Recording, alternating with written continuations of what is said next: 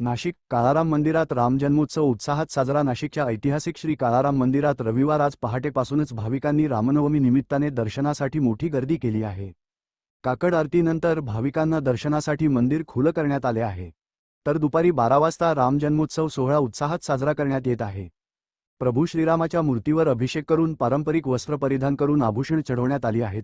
भाविकांनीही दर्शनासाठी मोठी गर्दी केल्याने मंदिरात काटेकोर व्यवस्थापन करण्यात आले आहे। प्रभू सियावर रामचंद्र की जय। चैत्र शुद्ध नवमी म्हणजे चैत्र महिन्यातील नवरात्राचा 9वा दिवस। या तिथीस भगवान विष्णूचा 7वा अवतार प्रभू श्रीराम यांचा जन्म झाला अशी मान्यता आहे। हा दिवस श्री रामनवमी म्हणून साजरा करतात।